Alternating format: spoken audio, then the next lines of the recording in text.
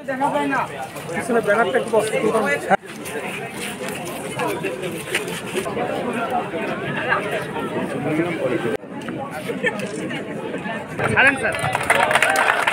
প্রাণের শিক্ষা প্রতিষ্ঠান আজকে 35 বছরে পদার্পণ করেছে।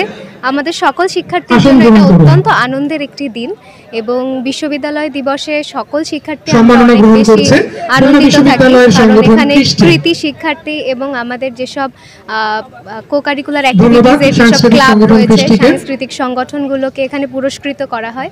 আমরা যে শুধু শিক্ষা আমাদের গবেষণার দিকে এগিয়ে যাচ্ছি তা না, আমরা আসলে মননশীলতা এবং সংস্কৃতি এটিও ধরে রাখতে আর কি বদ্ধপরিকর, যার কারণে খুলনা বিশ্ববিদ্যালয়ের শিক্ষার্থী হিসেবে খুবই গর্ববোধ করি। আমরা সবাই জানি যে খুলনা বিশ্ববিদ্যালয় হচ্ছে দক্ষিণবঙ্গের অন্যতম শ্রেষ্ঠ একটা বিদ্যাপীঠ।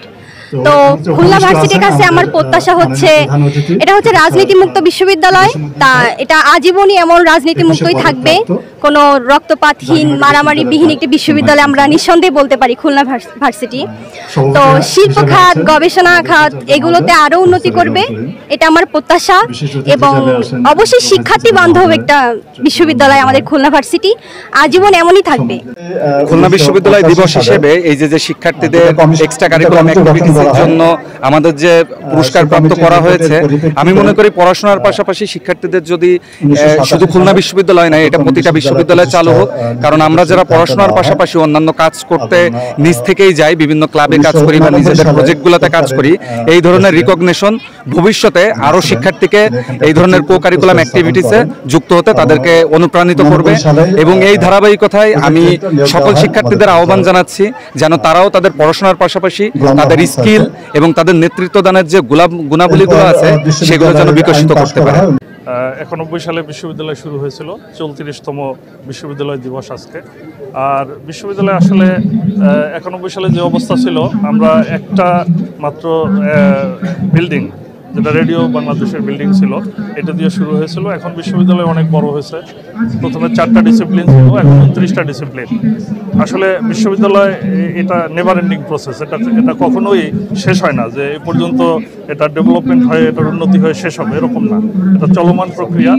আর আপনারা ইতিমধ্যেই জেনেছেন, উপাচার্য মহোদয় বলেছে যে টাইমস হায়ার এডুকেশন র্যাঙ্কিংয়ে আমরা 500 থেকে 600-র মধ্যে এসেছি, যেটা আসলে মানে বাংলাদেশে ইউনিক এবং অনবদ্য।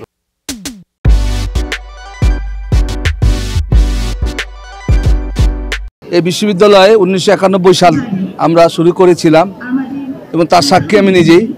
আমি সেই 91 সালে বিশ্ববিদ্যালয়ে আমার এখানে জয়েন করা, সেই অবধি এখন এখানে আছি এবং বিশ্ববিদ্যালয়ের উপাচার্য হিসাবে দায়িত্ব পালন করছি।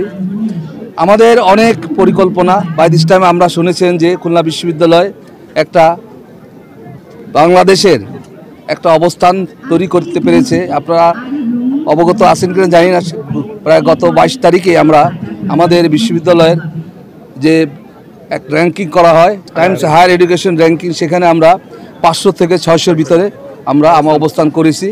এবং এটা আমি মনে করি যে খুলনা বিশ্ববিদ্যালয়ের শিক্ষক এবং ছাত্র কর্মকর্তা সবারই এই সাফল্য, এবং এই সাফল্য ধারাবাহিকতা থাকতে হবে এবং আমরা সামনে এগিয়ে যাব।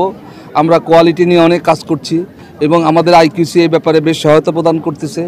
আমাদের বিশ্ববিদ্যালয়ের বিভিন্ন ডিসিপ্লিন, বিশেষ করে হেড ডিন, তারাও এই কোয়ালিটি এবং উচ্চশিক্ষার যে বিষয়গুলো আছে সেগুলো নিয়ে তারা অনবরত কাজ করে যাচ্ছেন। আর আমাদের ইমিডিয়েট এখন যে প্রোগ্রাম, আমরা আপনারা জেনে খুশি হবেন যে আমরা এই বিশ্ববিদ্যালয়কে সম্প্রসারণ করার লক্ষ্যে আমরা বেশ কিছু উদ্যোগ গ্রহণ করেছি।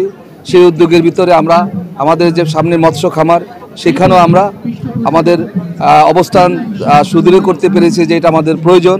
এবং আপনারা জানেন যে এই বিশ্ববিদ্যালয়ে বেশ কয়েকটি ডিসিপ্লিন, যেগুলি অ্যাগ্রো টেকনোলজি, তারপর সয়েল সায়েন্স, ফরেস্ট্রি, তারপরে এনভায়রনমেন্টাল সায়েন্স, এই ধরনের বেশ কিছু ডিসিপ্লিন আছে। তাদের পর্যাপ্ত জমি দরকার ল্যাবরেটরি ফিল্ড হিসাবে, সেটা কিন্তু আমাদের এখানে নাই এবং পর্যাপ্তও না।